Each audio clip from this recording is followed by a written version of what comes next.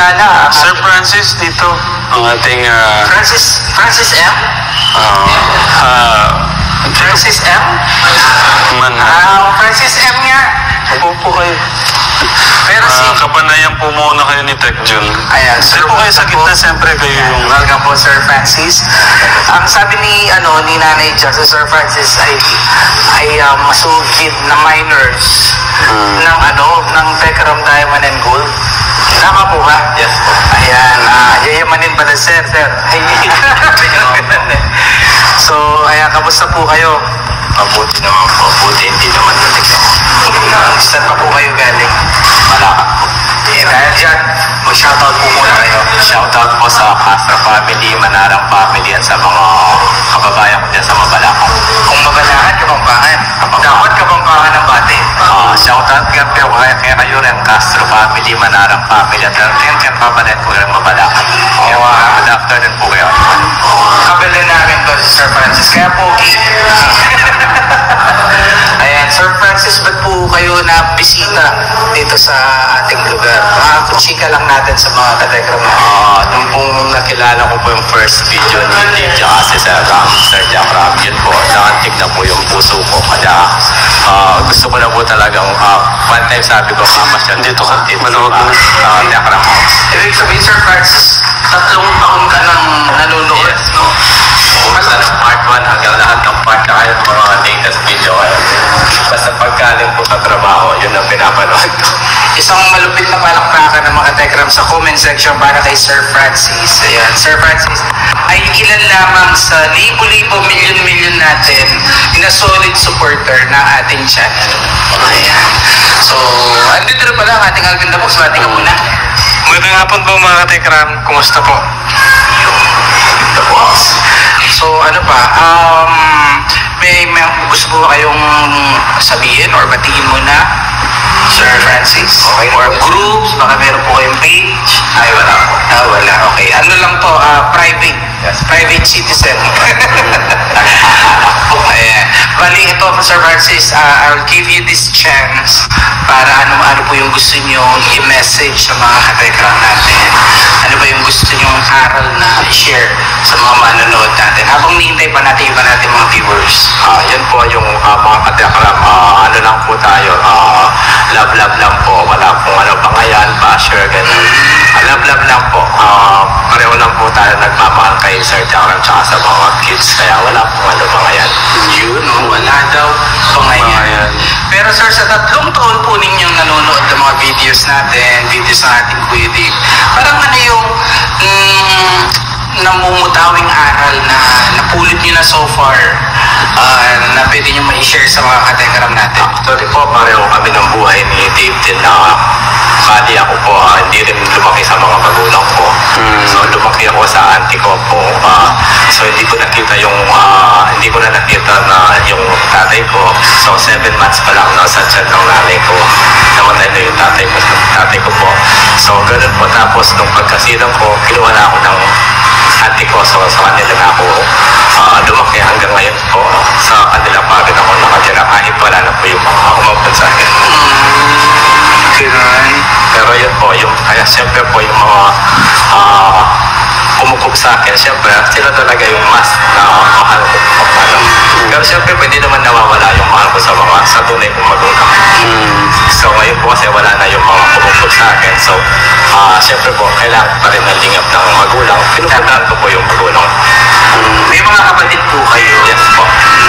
6 po kami magkakapatid. Yung biological ko po 6. Tapos yung sa mga sa kabila po 8 sila.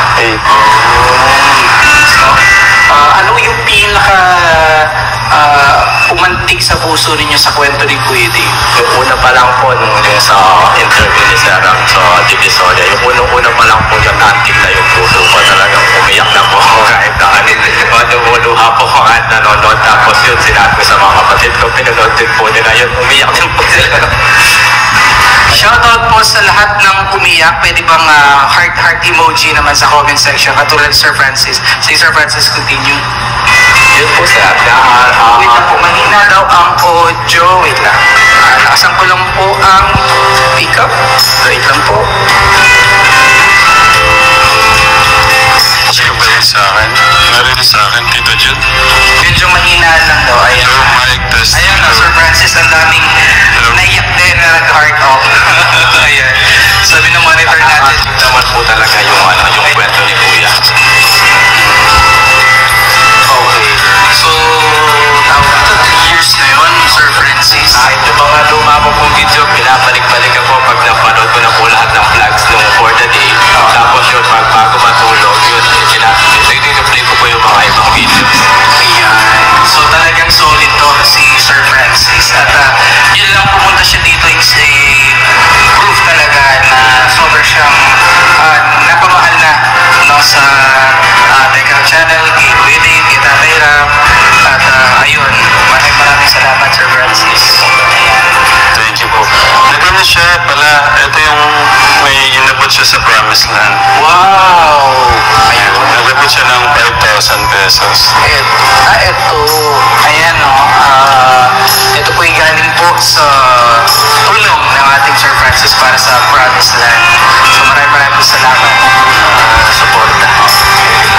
So mayroon po itong magandang kalalagyan. Ayan. Siyempre sa lahat ng tatay ng Sabi ko nga, okay lang dito masusulat siya sa tarpaulin na kasi lahat ng actually ang niya dito, uli siya ng mga piyaw. Dito, sabi ko, alam mo ba yung thank you kay Tita Catherine, Jewelry Empire. Dahil siya yung parang so sabi ko, dati kinukuha ko to 1, 2, 1, 3 ni Nanay Jack. Sabi ko, pasensya na, Ma'am Catherine, ako na maghahanap. Yung pagbuhay-buhay ko, malaking tulong yun sa kada 100 at 200 pesos, mapupunta na sa Sabi ko, laking kaya, hindi ko alam parang napaningin. Pero hindi yun yung intention. Thank you, Sir Francis. Thank you so much. Kay Ma'am Catherine, maraming salamat po ha. Napakalaking nun. Buhat po nung nasimulan mo namin yung pagkawa ng biyaw. Napakadami nung sumuporta. Maraming salamat po. Si Sir Francis lang bumili ngayon, tapos may mga mine siya. Ayan, maraming salamat. Sa gold. Maraming salamat po. Tapos hindi lang po si Tito Francis ang nanonood sa atin, pati yung mga kapatid, Tito Jun, mga kapatid. Tapos nung nalaman ko nga yung kwento, alam ko may mga konting chinismis ko na siya. Nagmaritas na pala ako. And shout out to rin mga viewers natin na almost 2,000 early viewers ulit. Thank you so much for tuning in. Katekram, samahan niyo po kami dahil meron po tayong 2 super unboxing dito. Hintay lang po natin si Kuya Dave na mag-isip.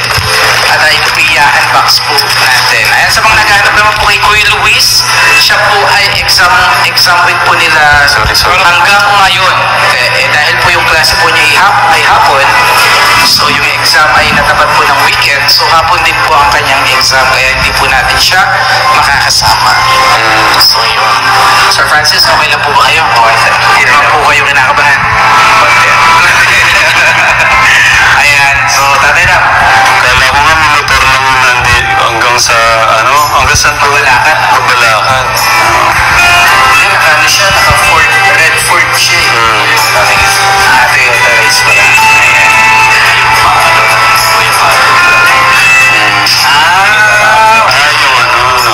Sa celebration ng ating Kuya Dave sa June. So, pupunta po kayo. Holiday naman po. Titignan natin. Ayan. Hindi mo natanong anong trabaho niya. Sir Francis, hindi matanong ko lang ano po bang trabaho po natin. City Hall po ako nagtatrabaho ng Mabalacan. Kung sa City Hall, may official po kayo, sir? Assistant Department Head po. Assistant Department Head. Sa head. Pangalawa sa head, so okay. Ano po yung parang job description po ninyo sa munisipyo? Nag-aaral sa planning po kami. Kami yung mga sa magawa ng mga development programs. Mga program. Tapos, Shout out si Mayor? Ay, Okay lang ba? siguro nanonood siya. Hello po, Mayor Garbo. Good afternoon. Mayor Garbo. So ano po yung mga latest project ngayon ni Mayor sa Mabalacat na kasalukuyan po rin yung niluluto or Yun po yung inaano natin ngayon, yung bagong government center, yung bagong City Hall sa tabi ng hypermarket. So, 4-story building siya. natin? Isama na natin kaya si Tito Francis sa atin po. Tito Francis, mag-ano na rin tayo. Ang dami na namin hirap kanina nung wala. Oo. Trito lang yung nanonood sa amin. Busog ka na. Trito nung dumating ka. Nag-adat sa na lahat. 4-5, 4-1. Dito ka na kasi minsan ka lang nandito. Sabi ka na kay Kuya. Kapalit niya si Tito Kasi Francis. gusto ko yung mga nagmamahal sa mga anak ko. Minsan lang nandito. Kayo yung bida. Thank you so much. Last shout out, Tito Francis. Baka may gusto po kayong last shout out. Okay na. Okay na. Nakita na tayo eh. Pero ako, Tito Francis, Kuya Francis, thank you sa lahat, no? Salamat din po sa pagtanong. Hindi na nakontento sa mapanood yung video eh. Pumunta pa. Inuulit-ulit. Hindi, yung suporta, hindi na makontento sa dalawang pinapanood. Inuulit pa yung mga oo, para ganun. Shoutout po sa mga katulad ni Tito Francis. Ayan. Kaway-kaway po dyan. Anong sabi kasi ni Tito Francis kanina kay Kuya? Basta nalaman ko lang din kasi bago pa kinakausap ko na bakit ganun, kailan.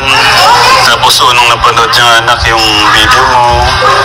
Tapos alam mo yun, ang sarap lang sa pakiramdam. Hindi ka tinuturing kang pamilya eh. Ang tinuturing kang pamangkin o anak, ganun eh. Ganun lang kasarap lang sa pakiramdam na ang daming nagmamahal sa inyo na. Kaya yun yung pasasalamatan yung sobra-sobra sa ating Diyos. Kaya yun lang, maraming salamat po Kuya Francis.